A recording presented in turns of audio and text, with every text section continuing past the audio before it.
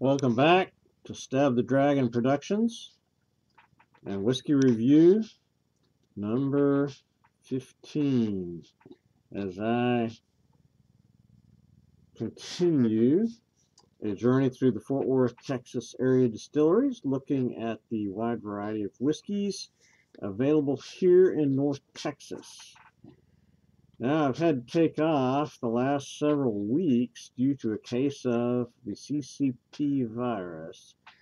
I really wasn't very sick, but following that notable virus, I got a good old Texas sinus infection, which really messed me up far worse than the Chicom variety. So coughing and feeling pretty much lousy stopped any production of videos while I was sick.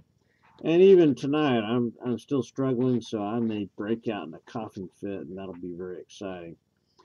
But right now, I'm trying to protect you from any viral infections or any germs that from the biological warfare that's going on may hinder any production. But really, it's hard to see through this thing. I can't read my notes. I don't even know if you can hear me or understand what I'm saying. This gas mask is really quite old. This is an old Belgium gas mask. I'm not sure how old this is, but this is not the kind that I wore when I was in the Army. But maybe this will do for right now. So there's a whole. I'm just gonna take this thing off now. Here we go.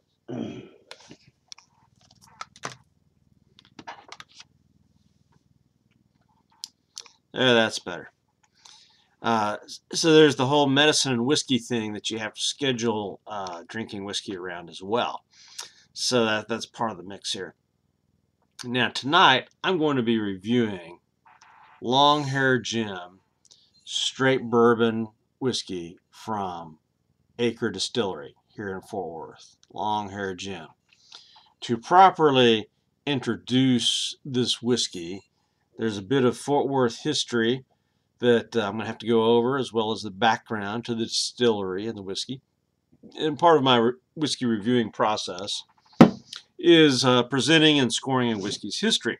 And for me, that's a big part of the fun of studying whiskey.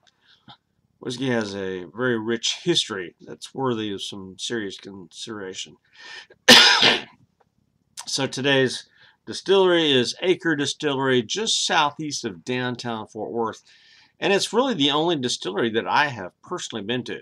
I did not take the tour, but after work one day, I simply made the 15-minute drive downtown to Acre, went inside, purchased a bottle of their rye, which is not out in the stores yet, and then I left. They have a glass wall so you can kind of see the distillery part, but I didn't take the tour. I just don't get out much, and I was a little bit sickly when I did that. So anyway, let's get on with this review. So first of all, the history of this whiskey, which includes some Fort Worth history, for 5 points. Acre Distilling is named for the part of Fort Worth in which the distillery stands. That's Hell's Half Acre. So I've got a book here that is all about Hell's Half Acre in Fort Worth.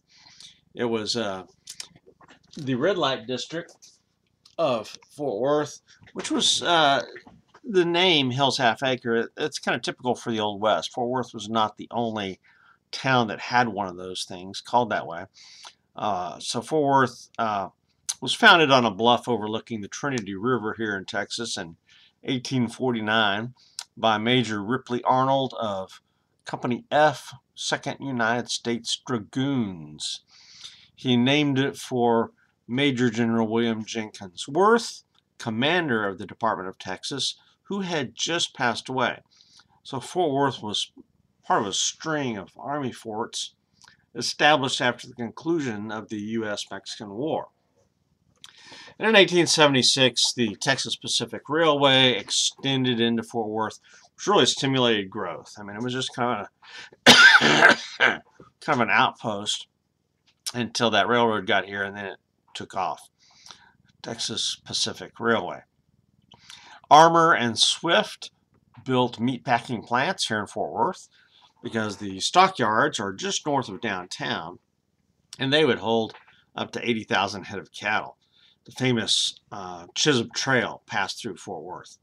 So you've got all these cowboys in town and all the cattle. Man, what a smell. I'm sure that was. But a place was needed for them to let off steam and spend their money, prepare for the long drive to Kansas. So Hell's Half Acre was formed. You've got dance halls, saloons, brothels, gambling halls, cheap hotels, all clustered together in the 2-acre neighborhood.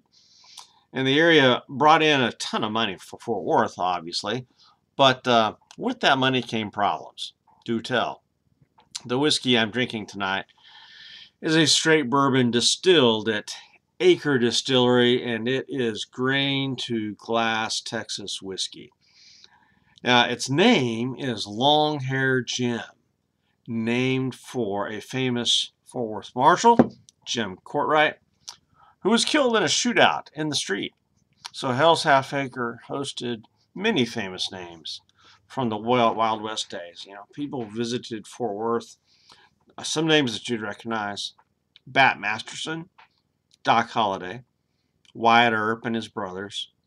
So, you know, when I was a kid, I think there was a TV show, a Western called Bat Masterson. And then there was the old shootout at the OK Corral that included Doc Holliday and Wyatt Earp. But there were also a lot of famous criminals who stayed here in Fort Worth. And perhaps the most famous was Butch Cassidy and the Sundance Kid. So the movie here that came out when I was a kid in the 60s, 70s.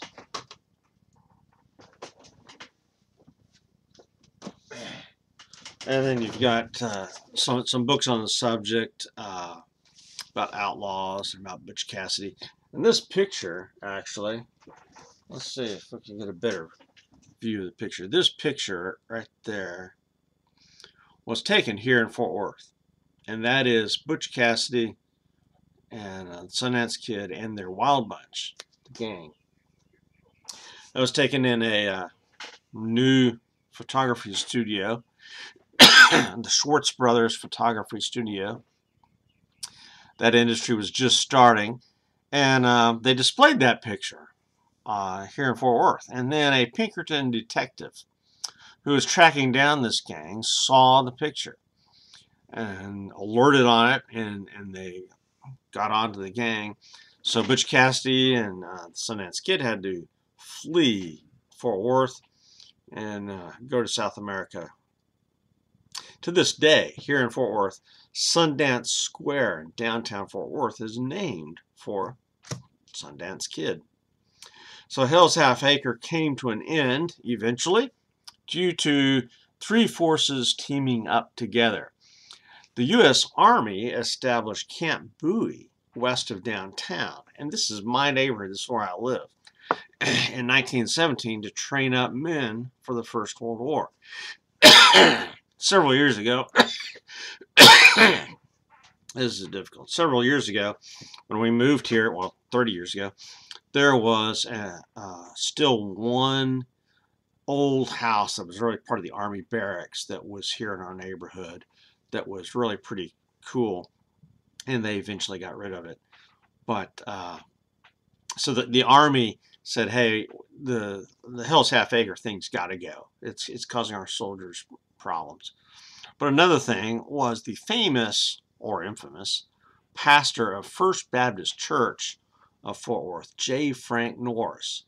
He was one of the nationwide leaders of the fundamentalist movement, and he put incredible pressure on businessmen who were the secret owners of the dens of iniquity in the Hell's Half Acre. And he would bring up the names of these owners in his sermons. He would basically say, okay, I'm going to tell the world who owns Hell's Half Acre, these establishments. And so he would bring up the names there in his sermons.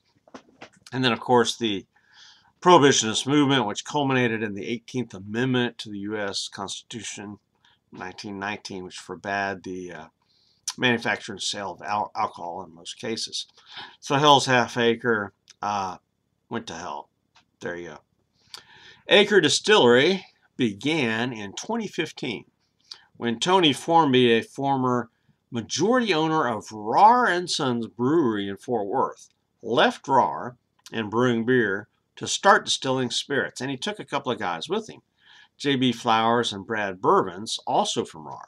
And together they started distilling gin, vodka, rum, liqueurs, bourbon, single malts. And really, this distillery, Acre Distillery, of all the distilleries in Fort Worth, is the most diversified. They produce the most and different spirits of any of the distilleries. Because now they've got a rye whiskey, which I hope to do soon, added to their lineup. Now, a few months ago, I did a couple of reviews of Oak and Eden whiskeys, and Rahr and Spire was one of those reviews. They took Rahr barrels and cut them up into a Spire and inserted that in their whiskey. And so Oak and Eden used Rahr for actually a couple of their whiskeys. And Rahr & Sons Brewery is really one of my favorite beers. I mean, their stuff is just amazing. So we are really blessed here in Fort Worth between Rahr and then all these distilleries. Now this bourbon, Longhair Jim, won a bronze medal at the 2021 U.S. Open Whiskey and Spirits Championship. And so, you know, it's been around and it's won some prizes. So for history, I've got to give this whiskey a 5 out of 5 points. Now the bottle and marketing. This 750 milliliter bottle, complete with the rubber stopper, is really a very nice and classy looking bottle. It has what I think is a tiny picture of Jim Courtright here at the top. And in a stunning level of clarity, they include their mash bill on the bottle. Now, I've seen a couple of their whiskeys for sale in local liquor stores. There's this one, and then I think they're single malt and maybe a couple of others. But I've not seen any advertising other than a couple of YouTube videos when I started looking for it. But so for bottle and marketing, 4 out of 5 points, because this bottle is really very nice. Composition. The bottle clearly states its mash bill of 75 corn, 21 rye, and 4 malted barley. All the grain comes from the Texas Panhandle. It states it is distilled and bottled in Fort Worth. The label tells us it's a straight bourbon, so it's aged at least 2 years, and I think on the website it said 3. It's 88 proof. This is an example of almost perfect clarity, so it gets 14 out of 15 points on composition. There'd be some room for improvement here if they stated what char level they use in the barrels, or the barrel size perhaps, or a little bit more precision on how long it was aged. So there's things they could do to improve it. The color and appearance of this whiskey.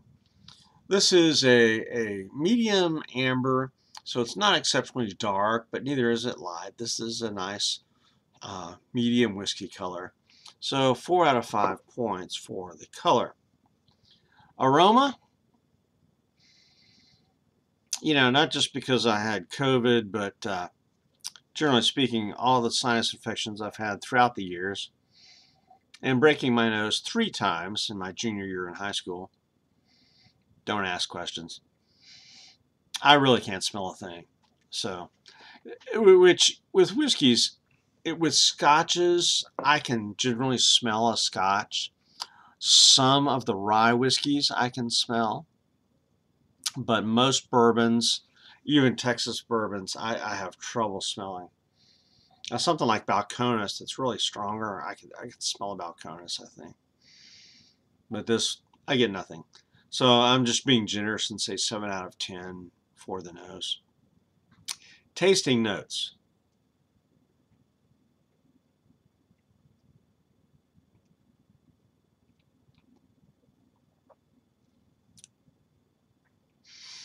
I definitely get some of the Texas funk on this whiskey to go along with the sweet corn and caramel flavors. Has a lot of spiciness in it from that 21% rye. But I'm going to say this is for sure in the same league as TX Bourbon and Silver Star 1849 Bourbon that I've already reviewed. This is smooth and sweet, but it's got enough of the Texas funk to register with me as a Texas bourbon, not Kentucky. If you're used to Kentucky bourbons and then you try a Texas bourbon like Longhair Jim, you're going to immediately notice it's got a different flavor to it. You know, it doesn't have the charcoal flavor of a Tennessee whiskey. It doesn't have that. And I can taste that in Tennessee whiskeys, whether it's George Dickel or Jack Daniels. I can taste that char from the charcoal of a Tennessee whiskey. And that makes Tennessee whiskeys just a little bit different. So too with the Texas funk. Now this is just amazing good. This is outstanding Texas bourbon. So 20 out of 25 points for the tasting notes.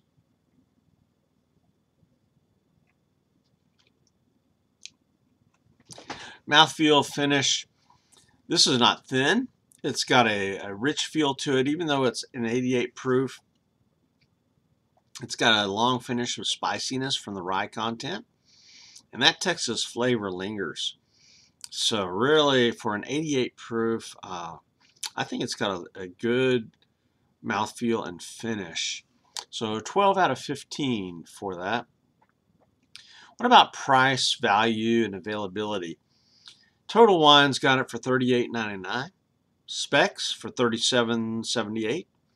Goody Goody for $41.99. And at Acre Distillery, it's $39. Goody Goody and of course the Acre Distillery both have the higher proof version of this bourbon at $114 for about $60. Of course, it's sold out at Goody Goody, so I couldn't get any. I'm going to have to go to the distillery, I think, to find that 114 proof. But yeah, that's definitely my future. So, but for this 88 proof, about $40, I think it's a fair price for a craft distillery Texas whiskey. So 10 out of 10 for price, value, and availability, because it's available at all the liquor stores that I frequent. And then for bonus points, yeah, definitely 5 out of 5 on the bonus, because the cool story behind the distillery, the cool story behind Longhair Jim. This is high quality stuff. It's 100% Texas whiskey. It's local to me, so yeah, bonus points, 5 out of 5. So this gives me a total score of 86, a letter grade of A-, and my recommendation. This is an outstanding example of a Texas bourbon. If you want to sample a Texas whiskey, starting with Longhair Jim 88 proof would be a great place to start. If you want to drink your way around Texas whiskeys or North Texas whiskeys, you must try this bourbon. I'm looking forward to doing a whiskey tournament later this year. I'm planning to do North Texas Fort Worth whiskeys because I want to see who comes out on top between TX, Acre, Silver Star, Oak and Eden, Blackland. These are all fine products that I can highly recommend. And so I'm going to end up going to Acre Distillery again and see if I can get a bottle of their 114 proof Longhair Jim bourbon. But they've got a smoked whiskey. They've got a single malt. Like I said, they've got a wide variety, the widest variety of offerings of any of the Fort Worth distilleries. So I highly recommend this whiskey if you want to, dip your toe into the Texas whiskey market. Well, this would be a great place to start. Well, this is all for tonight. Stab the Dragon signing out now, coughing my way out of here. Thanks.